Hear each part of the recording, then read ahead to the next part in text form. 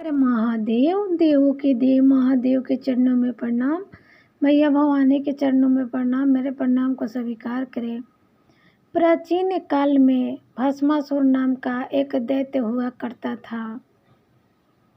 एक बार भस्मासुर को नारद मुनि से भेंट हुआ तो भस्मासुर ने नारद मुनि से पूछा कि नारद मुनि मुझे बताइए, भगवान मुझे बताइए कि मैं दुनिया का सबसे शक्तिशाली आदमी बनना चाहती हूँ, तो इसके लिए किस भगवान को प्रसन्न करना पड़ेगा।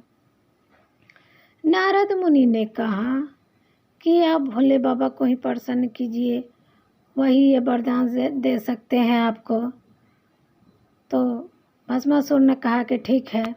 इतना कह के नारद मुनि चले गए और भस्मासुर जंगल की तरफ चला गया। एक जगह बैठ के अपना ओम नमः शिवाय का जाप करने लगा।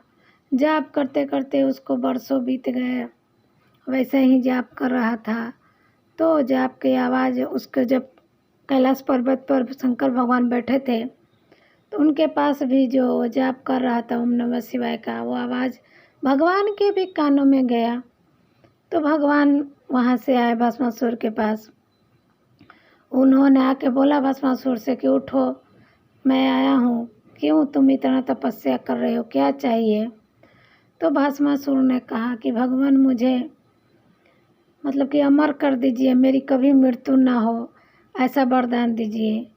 तो भोले बाबा ने कहा कि ये वरदान तो मैं तुम्हें नहीं दे सकता, क्योंकि ये प्रकृति के नियम के खिलाफ है।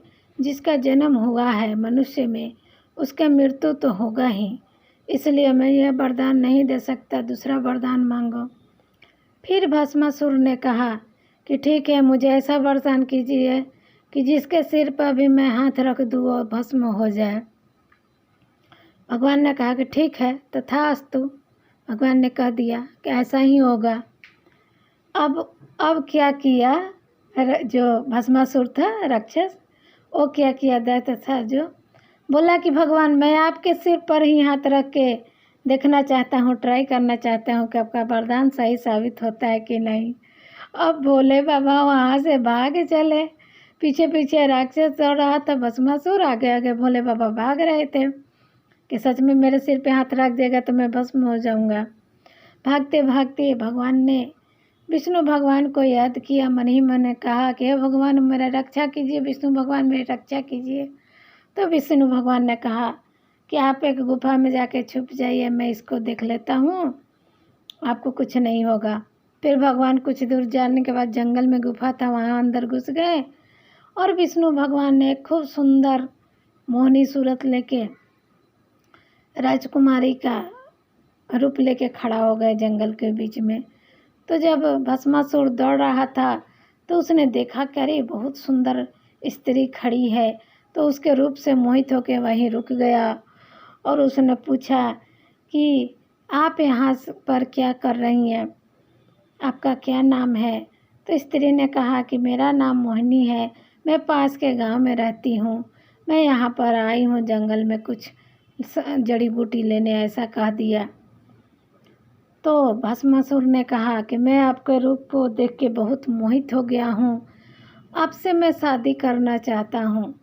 तो मोहिनी ने कहा कि मैं देखो, मैं एक नृत्य करने वाली हूँ, मतलब अप्सरा हूँ, नृत्य करती हूँ, मैं उसी आदमी से शादी करूँगी जो मुझसे भी सुंदर नृत्य करेगा।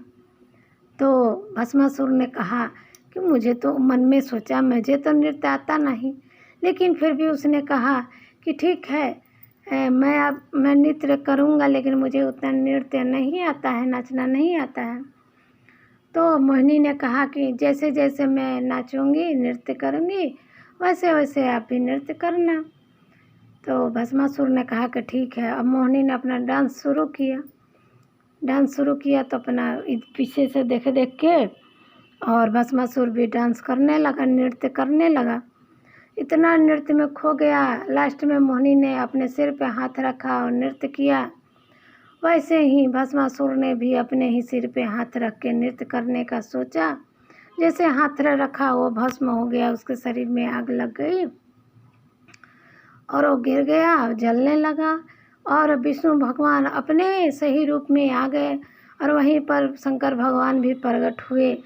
तो फिर जलते जलते भस्मासुर ने भोले बाबा से माफ़ी कहा कि मुझे क्षमा कर दीजिए, मुझे क्षमा कर दीजिए। लेकिन भोले बाबा ने कहा कि तुम अपने ही वरदान के घमंड में चूर हो गए थे। जो घमंड वरदान मिला था उसके घमंड में इतना खो गए कि तुमने मुझे को ही भस्म करने का सोचा, इसलिए तुम्हारा अंत काल आ गया था।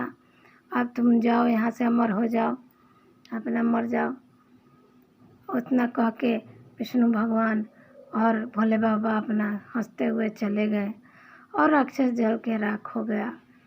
तो इसीलिए कहते हैं गुरु भाई बहन कि अगर वरदान मिला है तो उसका सही उपयोग कीजिए। आपके पास धन दौलत है तो उसका सही उपयोग कीजिए, घमंड मत कीजिए। कभी नहीं घमंड करना चाहिए धन दौलत का, क्योंकि भगवान सब देखते हैं कौन क्या कर रहा है। आदमी से तो छुप सकता है, भगवान से तो नहीं छुप सकता है।